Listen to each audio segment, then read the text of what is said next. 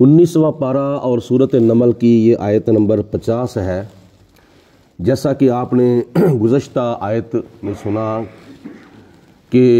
قوم سمود جو کہ حضرت صالح علیہ السلام کی قوم تھی، اس نے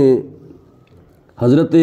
صالح علیہ السلام جو کہ اللہ تعالیٰ کے پیارے پیغمبر اور اللہ کے نبی اور رسول تھے، ان کے اوپر اور ان کے اہل و عیال پر رات کو قاتلانہ حملہ کرنے کی سازش کی۔ تو اللہ پاک کی ذات بابرکات نے اگلی آیت میں ارشاد فرمایا ہے وَمَكَرُوا مَكْرًا، اور انہوں نے مکر کیا جیسا کہ مکر کیا جاتا ہے۔ مکر کا مطلب یہ ہے کہ انہوں نے ایک چال چلی، ایک پلاننگ بنائی، ایک منصوبہ تیار کیا حضرت صالح علیہ السلام کو شہید کرنے کا،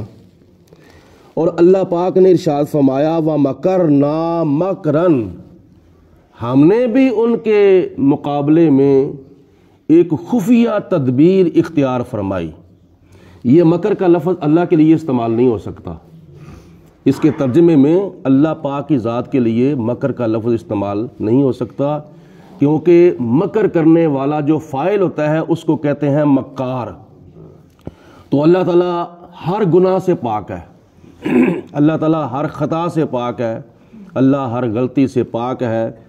جتنی دیر تک ہم اللہ کو پاک نہیں مانیں گے اتنی دیر تک ہم سبحان اللہ کہنے کے حقدار ہی نہیں ہیں۔ سبحان اللہ کا معنی کیا ہے؟ اللہ پاک ہے۔ یہ اللہ تعالیٰ کی تسبیح ہے جو کہ اللہ کے فرشتے بھی کرتے ہیں، اللہ تعالیٰ کے نبی بھی کرتے ہیں، اللہ تعالیٰ کے ولی بھی کرتے ہیں۔ خدا کی تسبیح کرنا خدا کا ہمارے اوپر ایک حق ہے۔ تو سبحان اللہ کے بارے میں بھی نبی پاک علیہ السلام نے بڑی فضیلت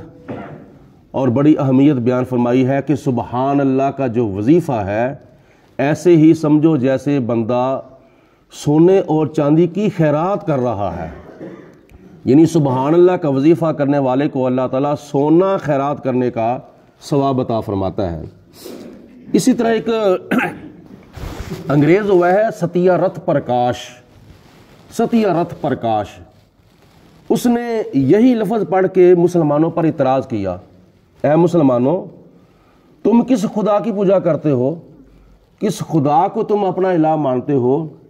کہ جو مکار ہے؟ تو اعلیٰ حضرت امام محمد رضا رحمۃ اللہ تعالیٰ علیہ نے اس آیت کا اس لفظ کا ترجمہ کر کے اس کی بولتی بند کی، فرمایا کہ وہ اور مترجمین تھے جنہوں نے لفظ مکر کا معنی مکر کیا ہے، اللہ کے لیے لفظ مکر کا معنی مکر نہیں کرنا۔ اعلیٰ حضرت رحمۃ اللہ تعالیٰ علیہ فرماتے ہیں میں اس کا ترجمہ کرتا ہوں، تدبیر کیا نام ہے، اعتراض تو کر کے دکھا۔ آپ نے ترجمہ کیا وَمَكَرُوا مَكْرًا، اور کافروں نے مکر کیا یا بنائی، لیکن اللہ پاک کے لیے اعلیٰ حضرت رحمۃ اللہ تعالیٰ علیہ نے فرمایا وَمَكَرْنَا مَكْرًا، اور ان کی اس پلاننگ کو، اس منصوبے کو ناکام کرنے کے لیے ہم نے خفیہ تدبیر بنائی۔ جب خفیہ تدبیر بنائی والا لفظ استعمال کیا تو اس انگریز کا منہ جو تھا وہ بند ہو گیا اور لاجواب ہو گیا، اس کو پھر کسی قسم کا کوئی جواب نہیں آیا۔ تو یہ اعلیٰ حضرت رحمۃ اللہ تعالیٰ علیہ نے اللہ تعالیٰ کی توحید کا ایسے دفاع کیا ہے۔ اور آگے اللہ فرماتا ہے وَهُمْ لَا يَشْعُرُونَ، اور جب اللہ پاک فرماتا ہے کہ ہم نے ان کے منصوبے کو ناکام کرنے کے لیے خفیہ تدبیر بنائی تو ان کو پتہ ہی نہیں تھا، وہ لاشعور تھے،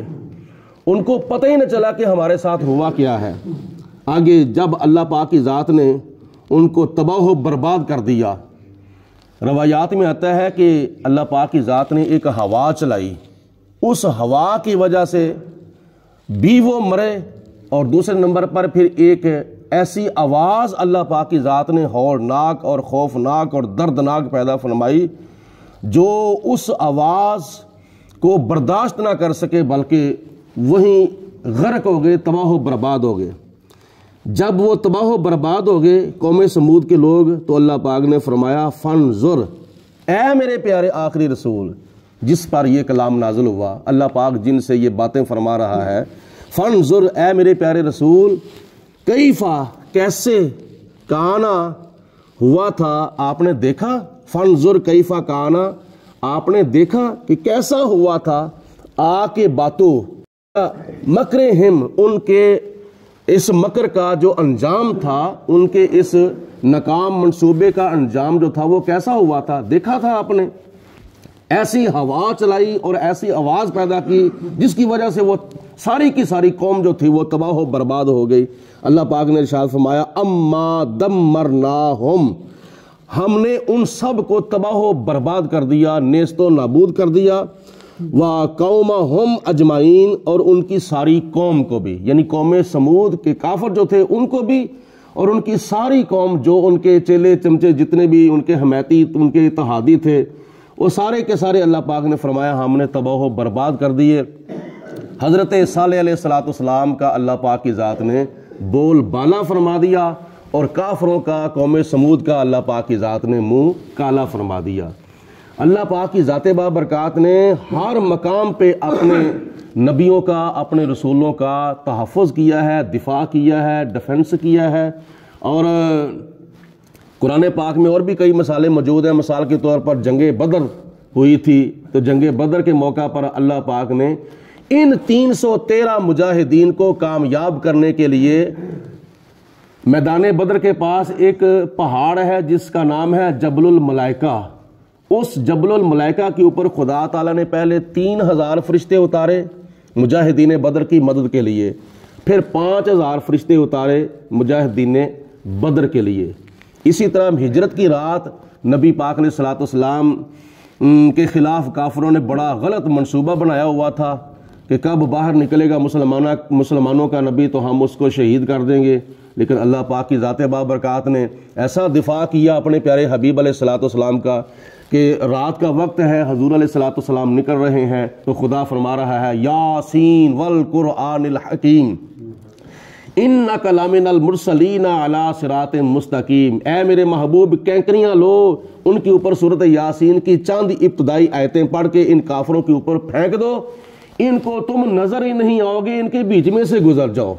آنکھ والا تیرے جوبن کا تماشا دیکھے، دیدہ ایک اور کو کیا آئے نظر کیا دیکھے۔ آخر کار شروع سے لے کر اب تک اور اب سے لے کر قیامت تک خلاصہ یہی ہے کہ اللہ تعالیٰ حق کا بول بالا کرتا رہے گا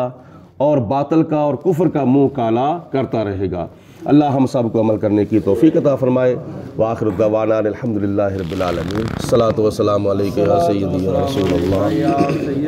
رسول اللہ وعلی آلک وصحبک یا سیدی یا حبیب اللہ، الصلاۃ والسلام علیک یا رحمۃ للعالمین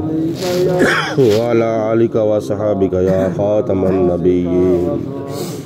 اللہم صلی علی سیدنا و مولانا محمد معدن الجود والکرم وآلہ وصحبہ وبارک وسلم۔